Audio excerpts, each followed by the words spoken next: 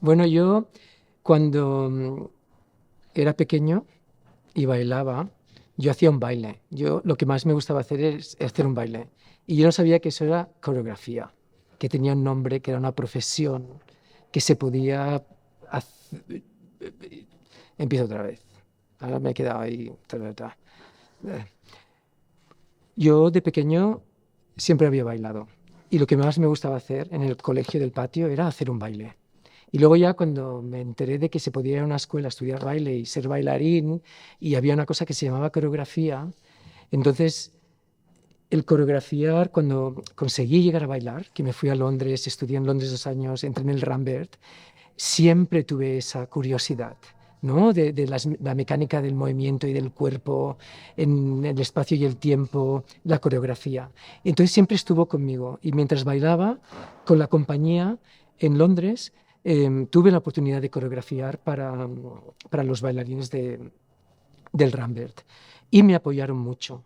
Cuando decidí dejar de bailar en el 2004 o así y dedicarme a la coreografía, en ese momento incluso era como que, bueno, ¿me va a ir bien o no? No lo sé.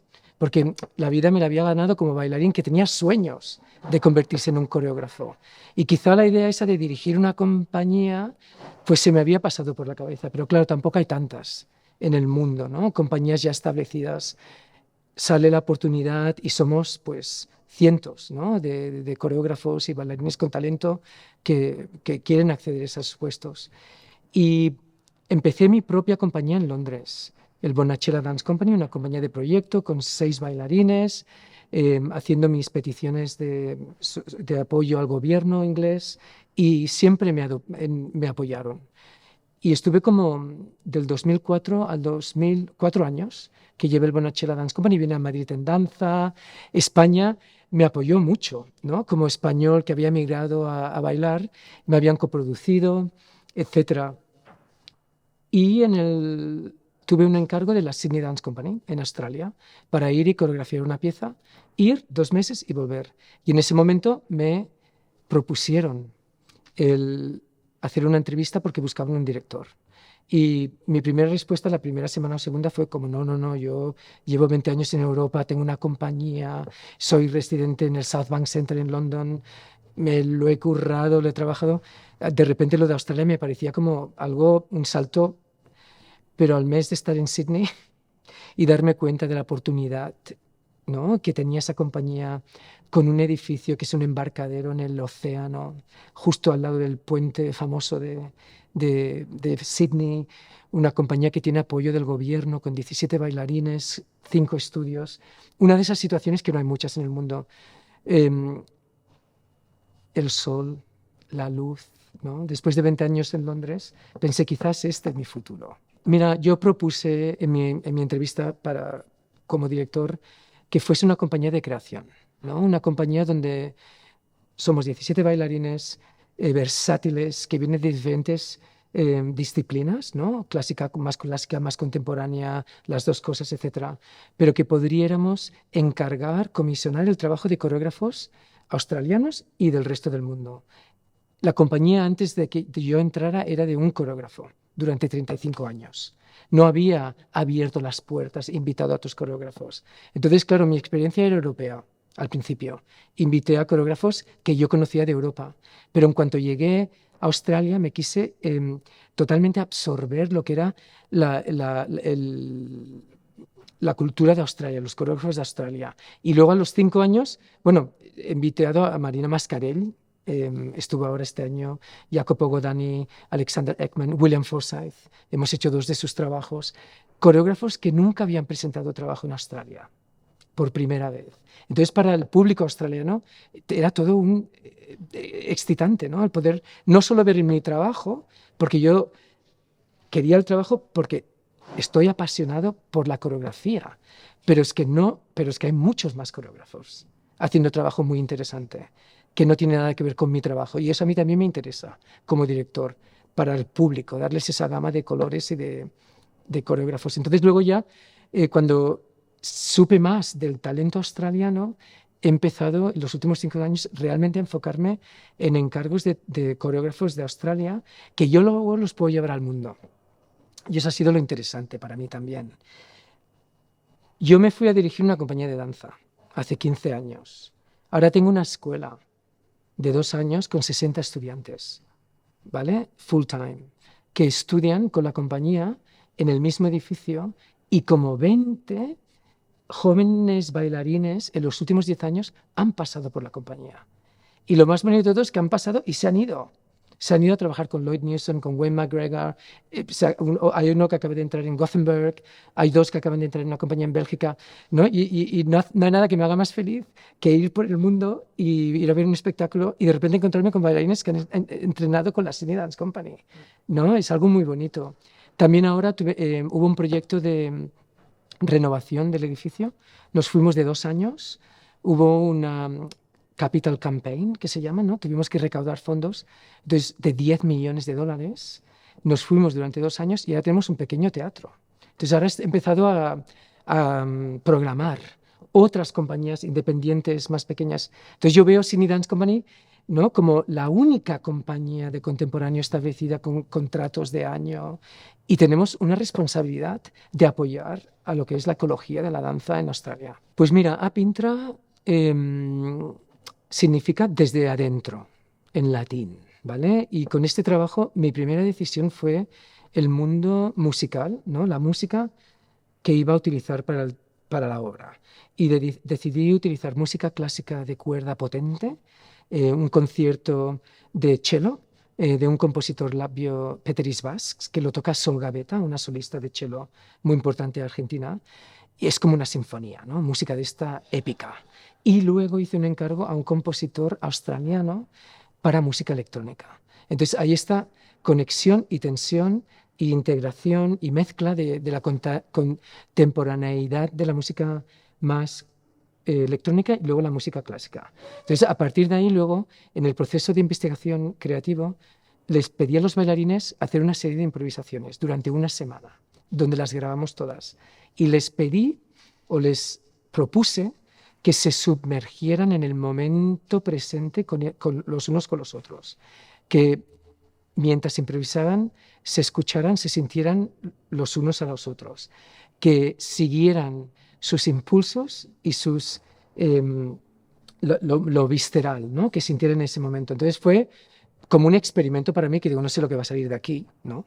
Pero lo bonito de tener un grupo y un elenco de bailarines es que se desarrolla una confianza en la que puedes experimentar. Bueno, fue como increíble, porque fue un abandono emocional, psicológico, de locura, de ternura, de caos, de orden. Y luego les pedí a los bailarines que después de cada improvisación, que duraba como 50 minutos, o sea, tela, ¿no? De momento ahí de enfocarse, que anónimamente escribieran todo lo que habían pensado, sentido, lo que se les pasara por la cabeza. Habían dibujos, habían esquemas, habían palabras, habían poemas, y anónimamente para que no se sintieran como que tenían que hold back, ¿no? Y entonces esos escritos y lo que grabamos en vídeo fue lo que me sirvió para crear la pieza. Entonces es algo muy íntimo, muy personal, muy crudo a veces, porque los bailarines están bailando todo lo que ellos compartieron conmigo y lo que me quisieron dar, ¿no? Entonces es interesante porque hemos desarrollado una confianza, ellos conmigo, yo con ellos, que crea un ambiente abierto y una autenticidad que es algo muy potente a la hora de crear. Entonces es un trabajo en el que estoy súper orgulloso. Ha evolucionado mucho, porque yo a veces veo mi trabajo y digo, ay, cómo me gusta la pieza. Y hay otros que lo veo que digo, pero ¿qué he hecho? ¿No? O sea, tengo que trabajar eso. Claro, también en 5 años han habido bailarines que han venido, a otros que se han ido, y siempre un nuevo bailarín trae algo nuevo, una nueva lectura a la pieza y al movimiento, ¿no? Es lo bonito de la danza, está viva y de hoy a mañana será un espectáculo diferente. Impermanence, impermanencia, lo fugaz, lo efímero, nada es eterno, todo está en constant flow, moviéndose, cambiando, la temporalidad y en cierto modo la impermanencia, lo efímero, es tan bello como devastador, ¿no? Porque las cosas tienen que cambiar, las cosas tienen que evolucionar, ¿no? Pero también hay catástrofes, ¿no? Y ese es el título. hubo una conversación en el 2019, justo después o poco después de los incendios de Notre Dame, con Bryce Dessner, que es el compositor increíble que me ha creado la pieza.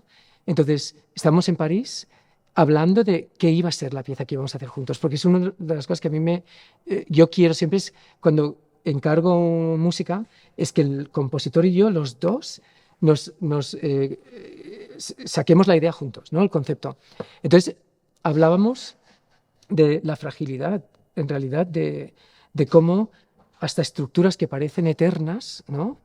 Como Notre Dame, que lleva ahí cientos de años, de repente son cenizas y las cenizas se las lleva el viento, ¿sabes? Te das cuenta de la fragilidad de la humanidad, de la vida y de todo, de las relaciones interpersonales. Entonces, de esa conversación hubo el momento de, ok, hacemos Impermanence, ¿no? Este es el título, el concepto de la pieza, me pareció muy bonito.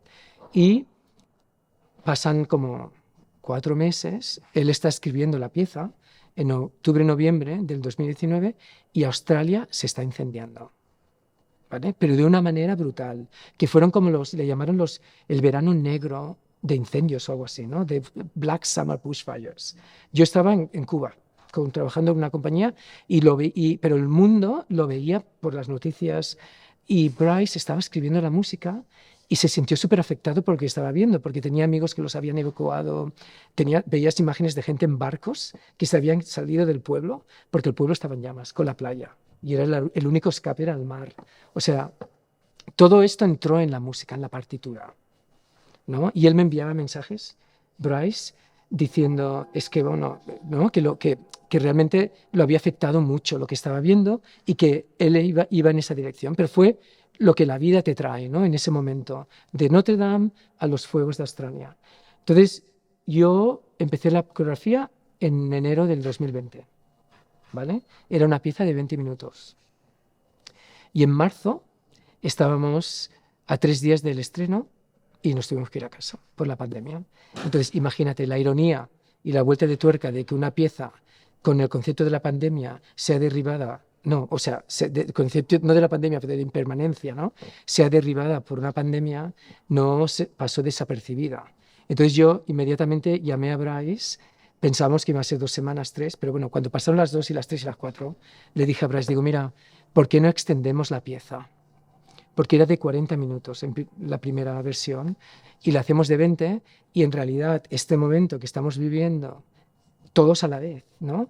De día a día, repetición, de no saber qué va a pasar, de familiares, de perder el contacto humano, de no poder tocarse, de no poder verse, de no poder... Todo lo que siempre hemos dado por contado no existía ya, ¿no? Entonces dijo, vale, venga, adelante. Y creó los 20 minutos y luego ya cuando empezamos a volver, que era cuando volvías pero no te podías tocar, ibas con máscara, solo 10 minutos juntos, etcétera, yo creé el resto de la pieza. Entonces, lo que es interesante de Impermanence es que parte de la pieza fue creada antes de la pandemia, no se pudo estrenar y luego el resto se creó después. Y se estrenó en el 21.